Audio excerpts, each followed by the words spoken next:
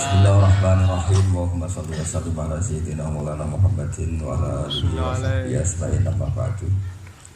Yang sangat kula hormati Ibu Nyai Hajah Zakia Imam Yahya sedanten para putra-putra Gus Imam wonten Gus Reza, Gus Iim, Gus Nabil, Gus Isil, Habib Muhammad Al-Habsyi, Gus Kaula Haji Abdul Rahman bin Sibar, dan kula hormati para santri yang sangat kami cintai. Ini semoga saya jadi wali penuh. Amin ya rabbal alamin. Karena malam ini malam yang saya benar-benar tawadhu. Tawadhu itu sopan sekali karena diatur-atur ya mau, didolimi juga mau. Jadi ini benar-benar malam yang spesial bagi saya karena saya ini kalau di Rembang termasuk sudah kiai. Di sini dengan semudahnya diatur-atur, diberi gelar yang paling tidak saya suka. Karena saya memang nggak pernah ingin terkenal, ingin viral, tapi itu Allah yang menghendaki, bukan Gus Reza. Jadi kalau protes saya ya protes sama Allah Subhanahu wa Ta'ala. Tapi begini, sebetulnya kita ini punya hubungan rahim ilmu. Saya akan matur serius sekitar 15 menit, guyon 10 menit, setelah itu selesai. Secara kesanatan ilmu, Lirboyo itu kita tahu guru saya Al-Alim Al-Alamah Kiai Haji Maimun Zubair dulu itu ngaji di sini di Mbah Manap, di Mbah Karim. Dari keunikan ngaji itu adalah ketika bangun ngaji sama Mbah Zubair Syuhurul Zahab itu Finnahwi karangan Ibnu Hisham itu hanya separuh. Delalah pas kesini, padahal Mbah Zubair sama Mbah Manap itu tidak wianan. Itu delalah Mbah Manap itu meneruskan persis batas akhir yang diakhiri Mbah Zubair. Jadi tidak ulang lagi, diteruskan. Kenapa tidak diulang? Karena bacaannya Mbah Zubair ini sudah benar. Sehingga Mbah Karim tinggal meneruskan bacaan yang pernah dibacakan siapa? Mbah Zubair. Ini termasuk wa min karomati, termasuk keramatnya Mbah Karim. Saya tidak tanya apa Gus Reza keramat seperti itu, karena saya yakin ya pasti keramat. Orang punya anak buah yang macam-macam itu pasti keramat. Contohkan sama saya punya anak buah waria itu bagus. Karena itu persis sanad keilmuan kita. Bapak saya itu pernah cerita ke saya, hormat sama orang macam-macam. Kalau ditanya orang Pak ya, wong ngono kok mbok kancani, sing gelem dadi ngono ku ya sapa. Ternyata ilmu itu ditemuk Gus Reza. Artinya secara sanad keguruan seperti itu. Dulu Mbak Mahfuz ngaji sama namanya Kiai Haji Khalil Harun. Itu masih pernah mbah sama Mbak Maimun karena ya dari keluarga Sarang. Kemudian Gus Imam ya pernah ngaji sama Mbah Mun di Sarang. Di antara guru-gurunya ya termasuk keluarga besar saya. Saya masih ingat betapa fanatiknya Mbah Mun sama Sarang. Ini saya belum pernah cerita Gus Reza, langsung cerita di depan umum. Biar tadi makdannya itu harta karunnya itu langsung dibagi seperti lima. Itu Mbah Mun itu saya masih ingat. Anak putuku senajan to sak wulan itu tahu ngaji ning Lirboyo. Saya kelas 1 aliyah sama masih ingat disuruh nemanin Gus Kamil putra Mbah Mun yang pertama dari ibunya Mas Tia. Itu disuruh pasangan ke sini. Dan saking takdirnya Mbah Mun saya masih ingat itu ngasih bisaroh bentuk hadiah takdir sama zaman itu Mbak Idris, Yai Anwar, Mbak Imam, Gus Imam itu diamplopi sendiri. Saya masih ingat pas itu diisi 25.000.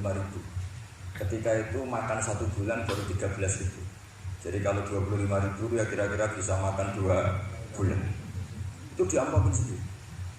Disuruh nganturkan Mbak Idris, Mbak Anwar, Mbak Imam sama Gus Kahabis sama Gus Maksum. Jadi saya pernah pasangan di sini. Saya tidak tahu apa ini sudah mewujud atau belum. Tapi karena saya itu niatin nemani Gus Kamil, saya itu tidak pernah ngaji. Ingat saya dalam 1 bulan itu ngaji 2 kali.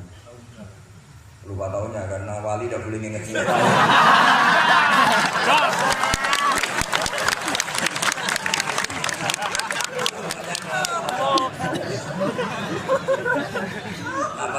Simam dibaca kalau nggak salah di dunia, kalau habis subuh. Nah kita ini santri sarang yang seringnya habis subuh itu tidur. Jadi dalam 1 bulan hanya ngaji 2 kali. Tak pikir hanya saya, ternyata Gus Kamil juga sama. Pas itu ngaji itu bab tamyiz, saya masih ingat bab tamyiz. Saya sudah termasuk pintar gitu, sudah pintar. Tapi saya terus ngaji karena ingin dapat barokahnya Gus Imam pasangan. Karena memang disuruh bangun. Anak putuku senajan 1 bulan harus pernah ngaji sih. Gitu. Bulan berikutnya, bulan Ramadan berikutnya Gus Sofu. Yang saya paling mengenang dari ngajinya Gus Imam bilang gini pas bab tamyiz. Pokoknya tamyiz itu gampang. Mestinya kan al-ismu, al-mansubu, terus al-mufassiru, imam bahama minal jawab ya. Ini mau salah kok malu. Jawab enggak? Jawab. Yakin sekali. Karena masih jurumi ya. Nanti kalau sudah fudori mungkin ngeper.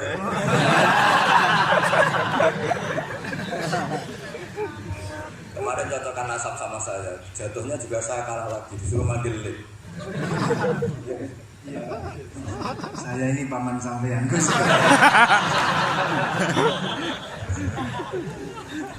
Bener nasib ya. Makanya beliau ini mau diatur karena selain nasabnya juga ponakan saya. Tapi selain itu juga ad-dhaif kal mayyit. Tamu itu koyok mayyit. Walaupun toh ada orang yang bilang tamu itu adalah raja. Iya, raja sing dadi mayit. Astagfirullah. Ada tuh seperti ini.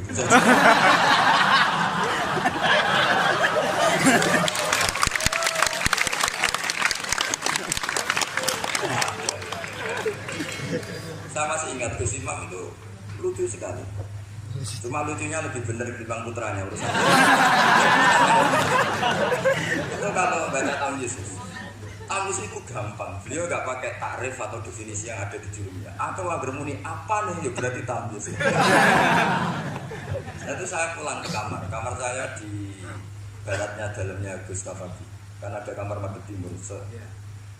Utaranya musola persis juga ada kamar menghadap timur. Saya di situ.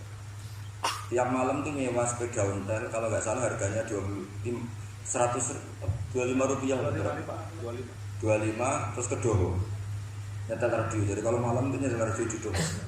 Ya sudah kegiatannya gitu. Tapi saya ya Islami sering ngaji di Bakarim. Mungkin sering saya di Bang Besri sama situ loh. Akhirnya dalam 1 bulan itu saya pasangan. Pas tanggal 21 pulang karena Gus Kamil itu putranya Mbah Mun, semua kiai sini nyangon Gus Kamil. Yang lucu dari itu begini, bisa bertanya, awak gak muni gua abah ya boten terus ditanya wae. Hanya tadi beliau gak bilang itu abah boten ya berarti sebenarnya jurnalis. Dari Mbah Mun ke kita itu jelas ini untuk ini sehingga kita gak berani pakai. Sampean komandan Gus. Tadi humus tadi apa seperti itu. Nah ini cerita ilmu, gak sulus. Biar jenengan tahu bahwa sanad saya dengan Gus Reza ini zuriatam ba'duha min ba'd. Apalagi sekarang Gus Iim ini tadi cerita-cerita ke saya dapat generasi keempat dari Kiai Mahfud. Jadi istrinya Gus Iim binti Kharir bin Muhammad bin Mahfud. Pak Mahfud itu tokoh yang sangat-sangat diidolakan oleh Mbah Maimun Zubair. Karena ketika ada Alfiyatus Sirahnya Imam Suyuti itu tidak ada yang bisa mensyarat sampai datang seorang termas. Kalau beliau mungkin tidak bilang orang termas, mbahnya istri saya. Karena kalau termas beliau nggak keren, ini tuh mbahnya istri saya. Jadi kalau nggak ngandalkan diri sendiri, yang ngandalkan istrinya. Nah, itu nggak masalah, seperti itu juga. Allah itu baik. Keramat gandul karena bojone. Muga-muga keramate tetep aja sampai cuman gandul itu.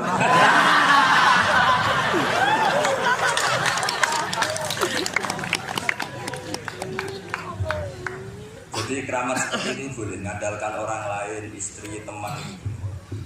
Saya punya sanad mutasil tentang keluarga kita. Tadi Juriyatam Pak Tuhan Pak.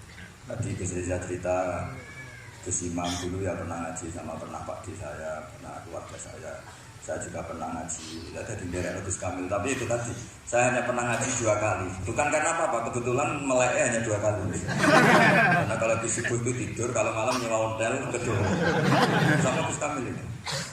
Tapi alhamdulillah itu menjadi saya membekas sekali dengan Pondok Lirboyo karena bangun saking cintanya anakku mbok saulan lah harus pernah ngaji di gitu. Beliau katanya dulu pernah ingin di antara rencana pernah mau jadi mantu Lirboyo tapi Allah menghendaki tidak. Terus beliau menghentikan sekarang wis tak kafaro ya karena Gus Raub jadi mantu Lirboyo, Gus Roji jadi mantu. Saya tidak akan ngafaro Gus Riza karena baru punya anak kecil jadi.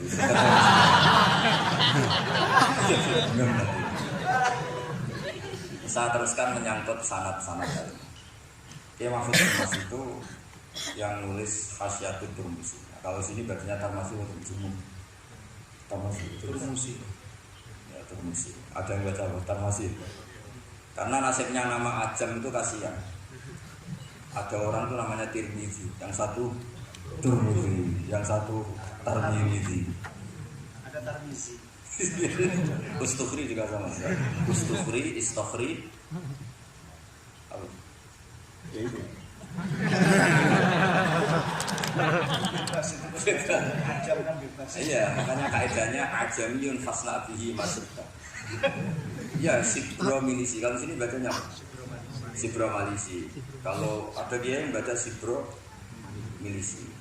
Ada yang baca Sibro Mulusi. Ini hasilnya yang pancing ini Gus Bah.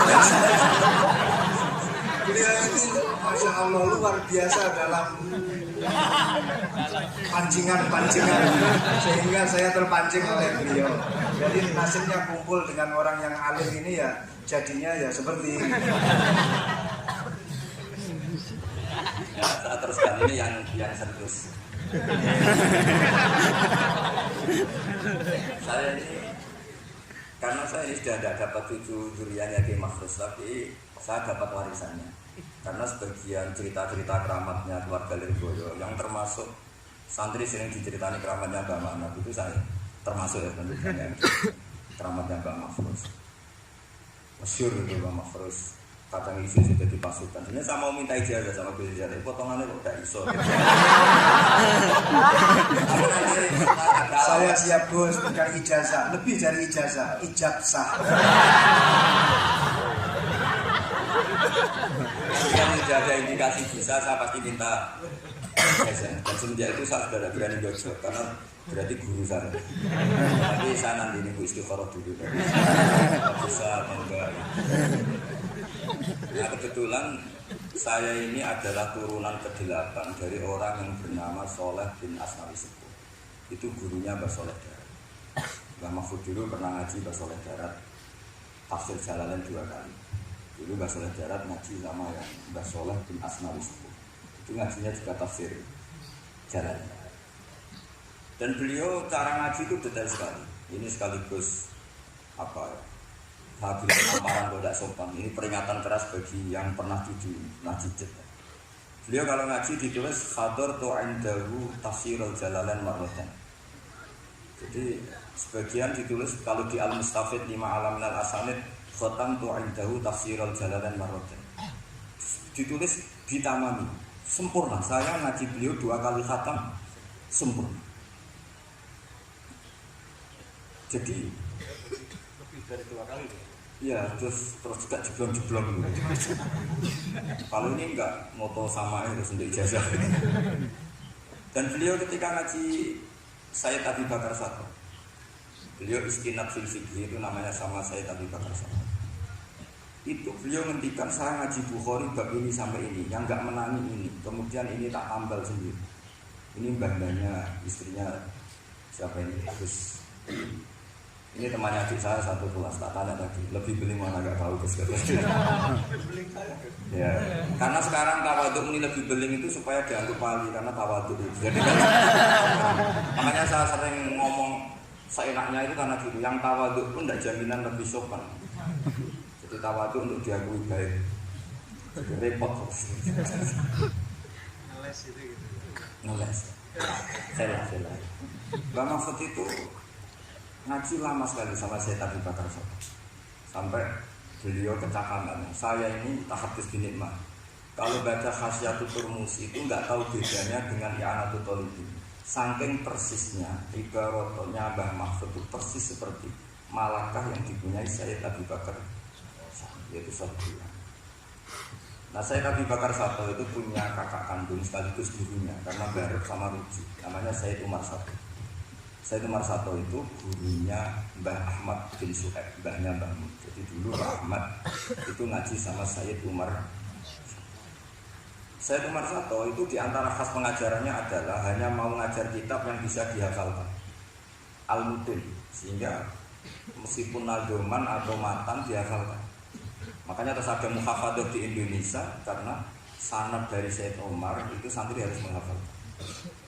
Yang menjadi beda dan masalah itu era Gus Reza, hafalan itu untuk naik kelas. Dulu enggak, hafalan itu hafalan saja untuk jadi orang alim. Sekarang untuk naik. Jika saya sering digojlok, saya ini masih hafal dunia, hafal Imriti, saya itu masih banyak hafalan. Itu sering digojlok sama teman-teman. Gus Bah dulu ngaji pasti gak setor. Buktinya apa? Hafalannya masih. Kalau kita, jadi saya malah yang masih hafal malah dianggap satu kesalahan. Saya sampai sekarang masih hafal Alfiyah, Jurumiyah, tapi malah disalahin sama temen. Pasti dulu gak setor. Buktinya masih. Nah yang bener yang lupa-lupa itu. Karena udah di setor. Memang bahasa setor itu salah. Wong ilmu kok di setor. Ya hilang. Itu yang bener siapa? Saya itu membela santri bodoh, saya berkali-kali.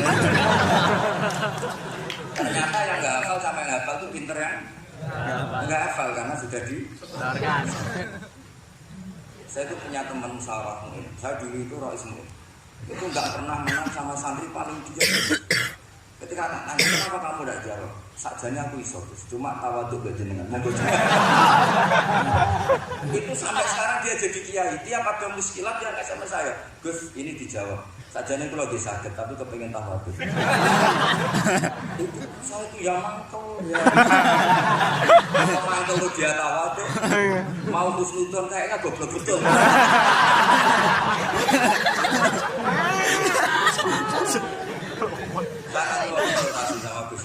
Cara menghadapi kiai kayak ini gimana? Jadi mau dibenci itu tawadhu, mau diyakini tawadhu kayaknya memang enggak. Terus saya teruskan tentang Mbah Mahfud. Jadi guru-guru kita ini zuriyat tanpa kami. Saya sampai sekarang ngaji di Pondok Damaran, itu pondoknya generasi ke-7 lah.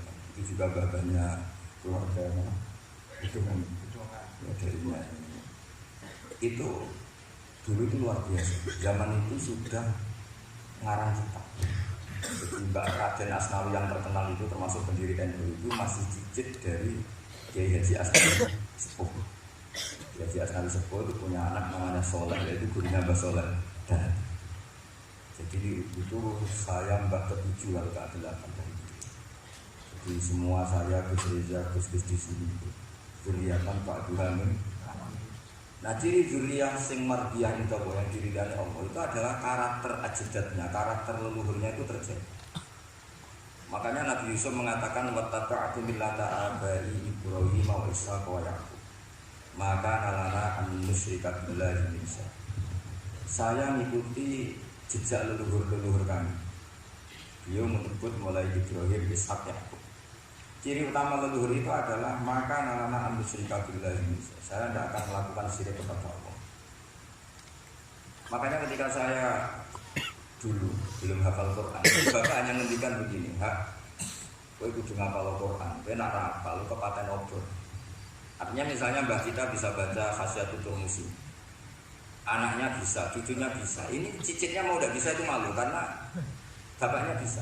Sekali bapaknya tidak bisa, anaknya ini punya alasan, bapak aja tidak bisa. Ini bukan nyindir, perintah. Ya, ini bukan nyindir, tapi apa? Perintah. Jadi kalau saya tidak hafal Quran, bapak saya itu hafal Quran, bapak saya, buyut saya itu hafal Quran. Itu sekali saya tidak hafal. Maka anak saya punya alasan tidak hafal karena bapaknya tidak. Untuk supaya anak ini tidak punya alasan, bapak ini harus jaga tradisi itu. Wattaqatu millata abaikum. Jadi kalau Gus Rizal bisa bahasa Arab, bisa bahasa Inggris, anaknya itu bisa mengajar Mandarin. Karena sanad ini harus musalsal. Saya bayangkan orang itu tidak akan bakas Bazubair andaikan bangun tidak saling itu. Pasti bisa saja Bazubair itu nasab manusia dilupakan.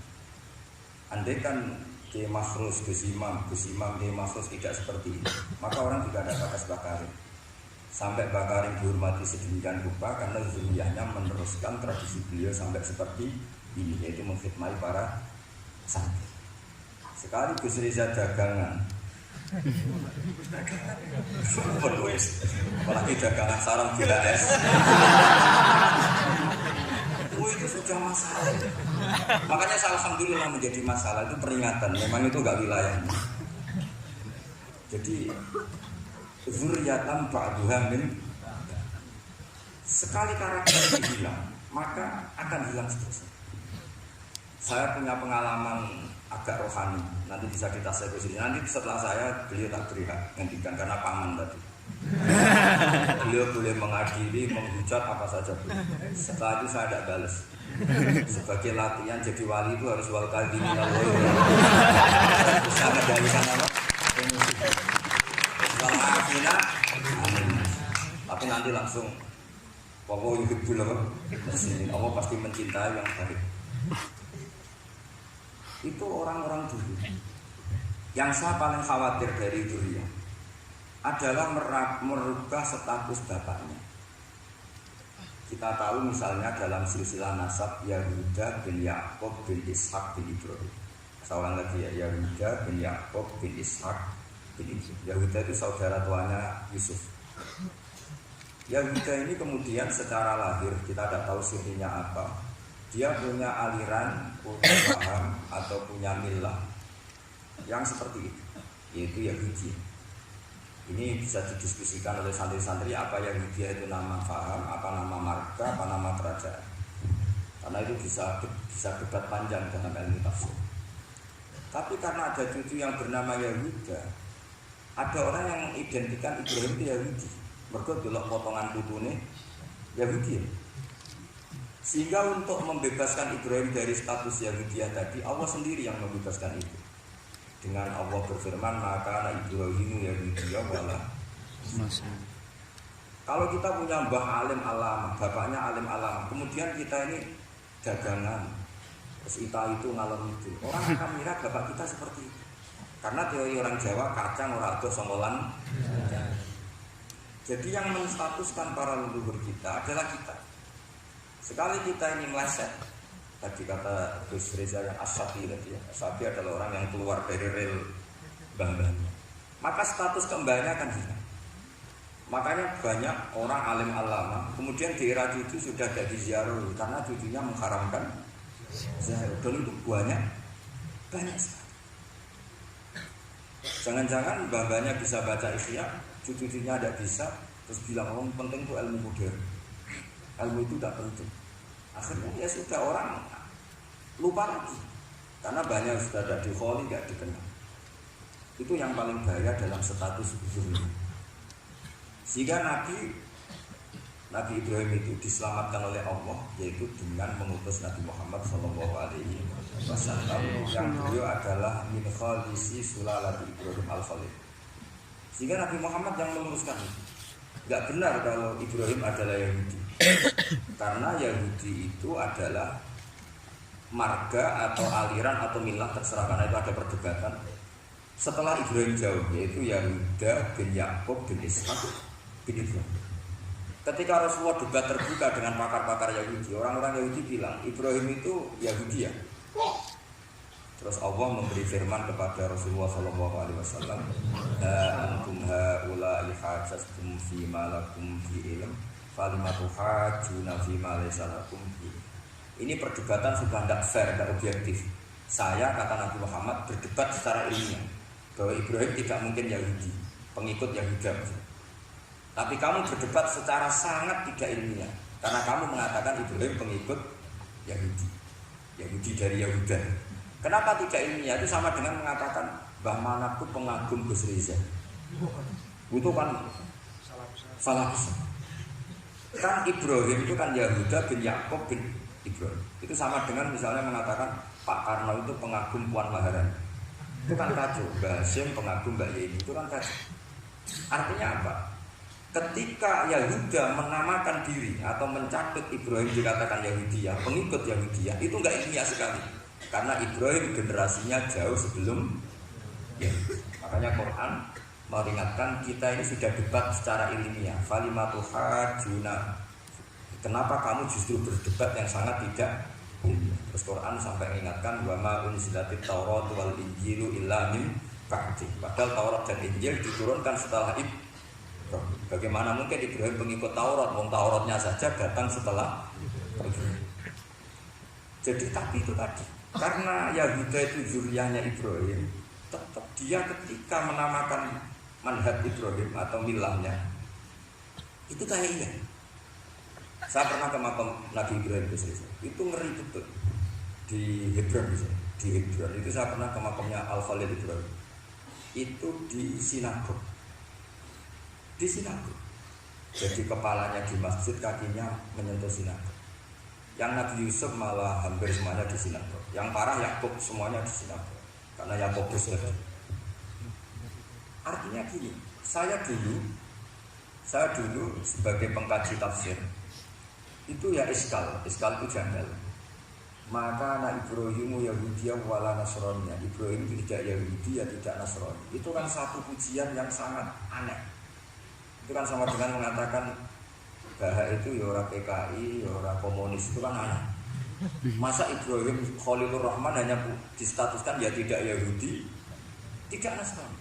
Tapi setelah saya ke makam beliau, ternyata ada artefak fisik atau suasana fisik yang beliau bisa saja dianggap Yahudi karena makamnya di sinagog.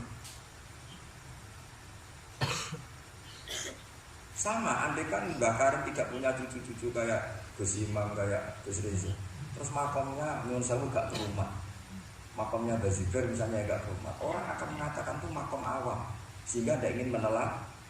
Dan jadi itu ya benar. Mulanya jenengan donga apa? Nggih, kula suwun sekali-kali kalau ngomong serius niki juga kok. Aku lho mboten perlu dongakno, gak ono ponakan dongakno paman. Tapi saya berkeinginan paman saya ala siratul mustaqim. Jadi semua yang saya ceritakan tadi menyangkut qadim. Sangat jadi qadim itu ya semuanya seperti yang dijelaskan Reza, hakimnya itu bingung.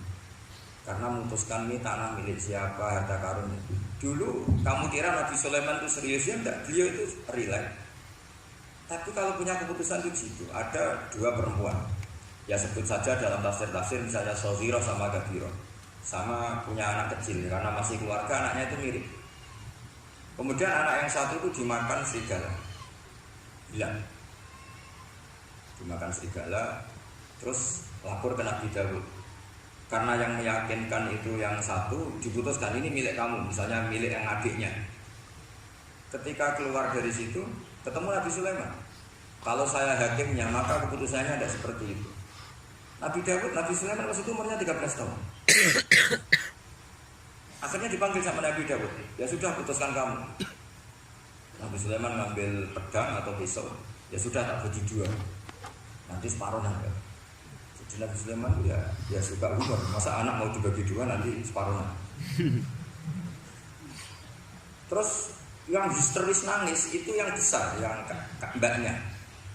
Yang kecil tenang-tenang saja. Akhirnya sama Nabi Sulaiman diputuskan dikasihkan yang nangis histeris. Ditanya sama yang kecil, kenapa kamu putuskan milik mbak saya?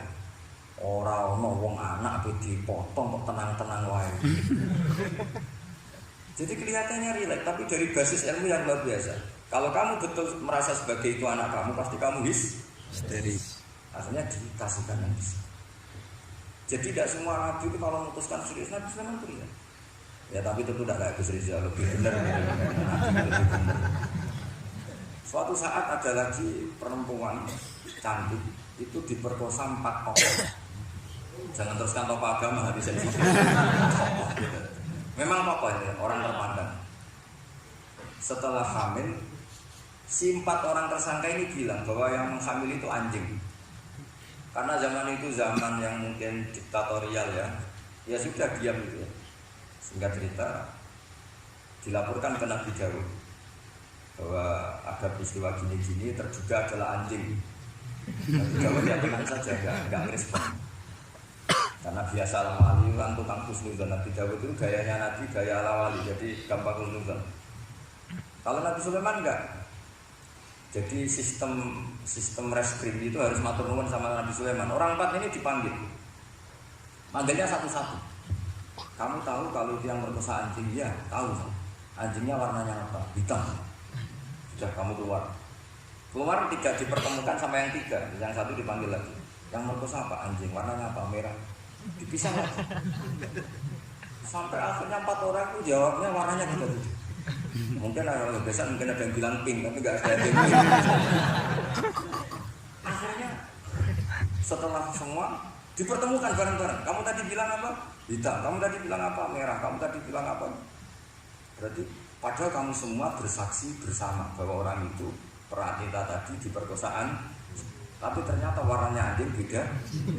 Akhirnya Nabi Sulaiman bilang, anjingnya nggak kamu itu. Akhirnya mereka ngaku sebagai apa? Pemerkosa. Makanya dalam masalah Nabi Dawud dan Nabi Sulaiman itu Allah luar biasa mensifati. Nabi Dawud punya keramat, punya mukjizat. Kalau beliau baca tasbih, itu gunung dan burung-burung ikut baca apa? Tasbih.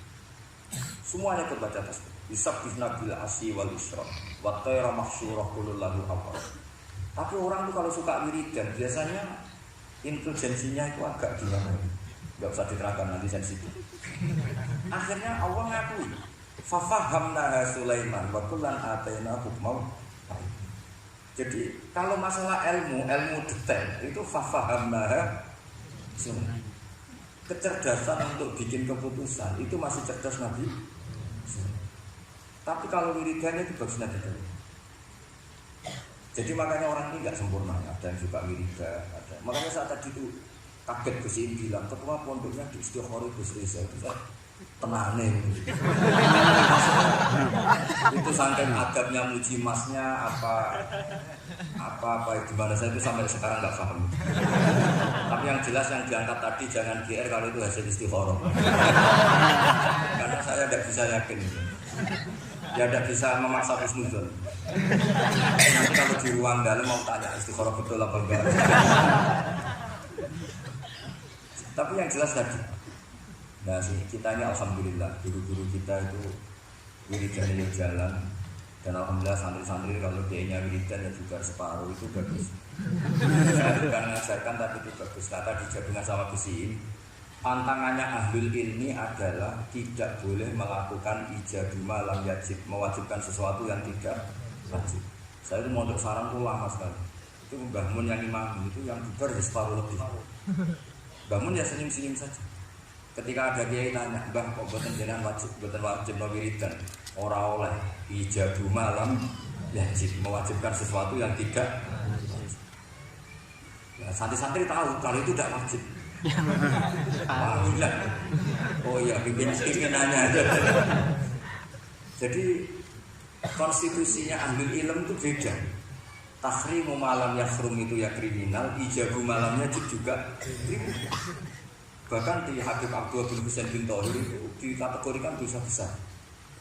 Karena pondok-pondok ilmu itu gak berani wajibkan santrinya wiridan karena takut ijabu malam yajib. Akhirnya keterusan bersolat langsung ngopi bualin ini. Kadang rokoknya nanti patah ini bersolat salam langsung. Jadi kita ini sengawur-ngawur kita karena sebagai ahli ilmu itu masih benar. Ngawur saja benar, apalagi pas benar. Karena memang sanad ya, saya ulang lagi. Sanad ahli ilmu itu beda, khas. Sehingga kadang orang-orang yang di luaran sana, jangan bilang buku sebelah, pokoknya di luaran sana nanti jadi sensitif. Saya itu pernah ditanya satu pertanyaan sangat ekstrim. Ini karena ada paman saya nanti tak mintakan jawab. Itu sangat sensitif. Yaitu orang-orang kota pernah tanya saya, Pak Bahak, kenapa ada hadis mangqala la ilaha illallah dakhalal jannah wa in zana wa in saraq. Itu kan ekstrim. Kok kayak Islam itu membolehkan zina? Karena yang pernah zina pun asal melafalkan la ilaha illallah pasti dakhalal. Saya kebetulan pas itu ya kok pas pinter Gus Rizal. Jadi ya bisa jawab. Terus saya bilang gini, justru saya bilang hadis itu menunjukkan satu kaidah ilmiah yang luar biasa, yaitu kebenaran yang absolut itu tidak boleh terganggu oleh perilaku sosial. Misalnya saya ditanya 1 + 1 pasti tak jawab 2. Lonte ya jawab 2, maling ya jawab 2, koruptor ya jawab 2. Karena kebenaran absolut itu tidak boleh diganggu oleh status sosial. Sehingga orang yang pernah zina pun melafadzkan 1 + 1 2 ya sah. Yang ketua wali juga sah, wali biasa ya sah, setengah wali juga. Karena kebenaran absolut adalah kebenaran yang siapapun pasti mengatakan demikian. Yang ketangkap KPK ya bilang 1 + 1 2, KPK-nya bilang 1 + 1. Nah, eksistensi bahwa Allah sebagai Tuhan itu eksistensi yang absolut, sehingga harus sah meskipun dikatakan orang yang pernah zina. Akhirnya saking keramat terus nganggep pulau buru nih, terus ngaji sama saya sampai sekarang. Nah, saya berharap produk-produk al-mahfuziyah itu sampai seperti itu. Jadi ada saat dimana kita maknani wa zina ini bukan urusan melegalkan zina atau menganggap biasa zina, enggak. Tentu zina itu sangat buruk. Innahu kana fahisah wa sa'a sabila, buruk sekali.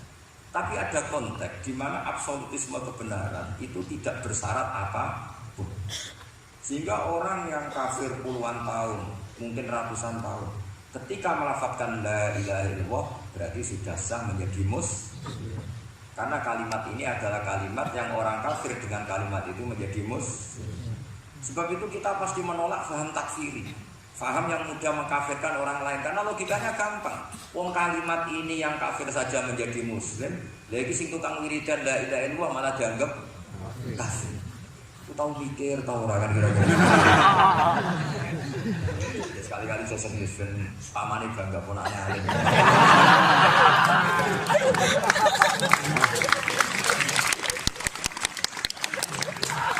Jadi saya terpaksa ngetok alim saya dan paman bangga. Ponakku ya alim pemenang pamane.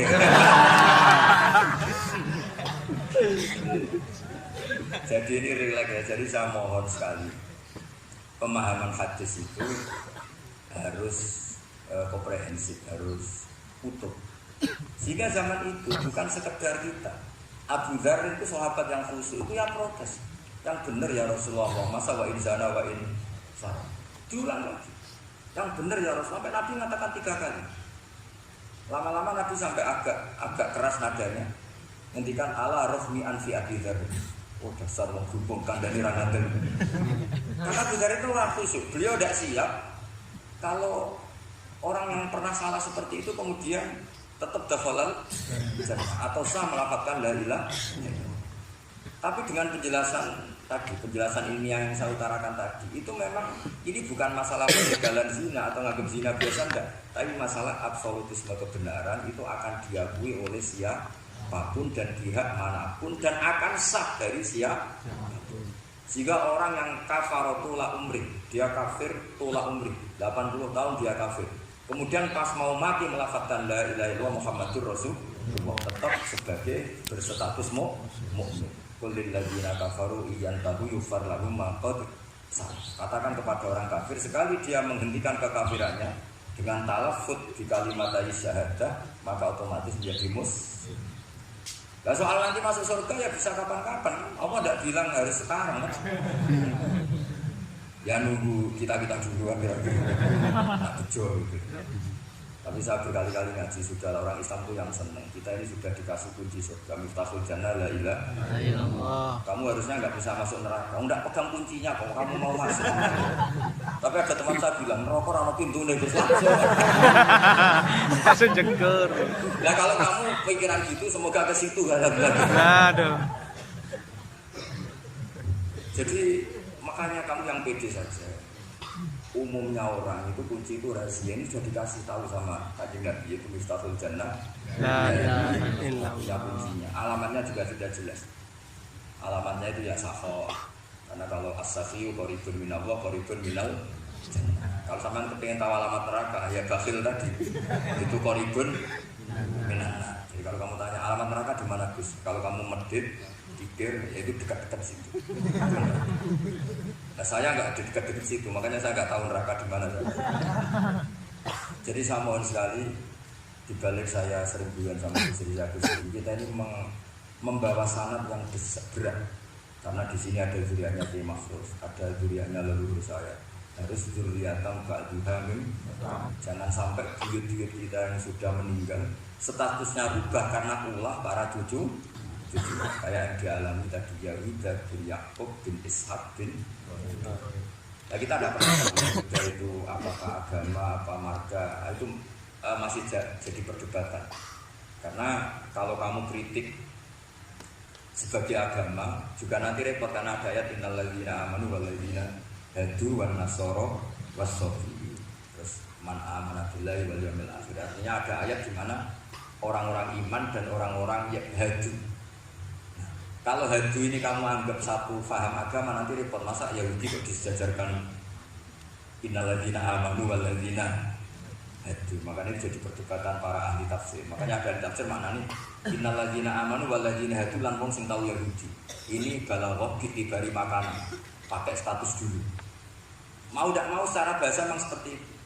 Misalnya ada preman tobat di tangan Gus Rizal mesti bilang, "Gus iki preman sing wis tobat." Saya wis tobat kok darani preman, itu namanya ditibari makanan. Jadi dengan status yang iki wong kafir tapi saiki wis Islam. Lho wis Islam kok darani wong kafir. Ada yang maknani sehingga enggak perlu kamu jadi orang liberal yang menyamakan semua agama terus dari innal ladzina amanu wal ladzina hadu wan nasara was-sabi man amana. Semua agama itu sama. Buktinya ayat itu sama, pakai wawu ataf. Iku ora tau ngaji tafsir gitu. Kalau sudah ngaji tafsir insyaallah enggak akan seperti itu. Jadi ayat itu tuh ada ilmunya. Dan alhamdulillah di pondok sini, di pondok Lirboyo juga diajarkan ilmu balaghah. Jadi kadang penamaan itu bukan sekarang tapi diitibari makan, ngitung dulu. Paham ya? Kayak kita mengatakan ini kafir tapi sudah Islam. Itu paradok gak? Wong sudah Islam mau dikatakan kafir. Itu bisa sampai goblok, saiki pinter. Goblok kok. Ya, mau karena bingung. Assalamualaikum warahmatullahi wabarakatuh.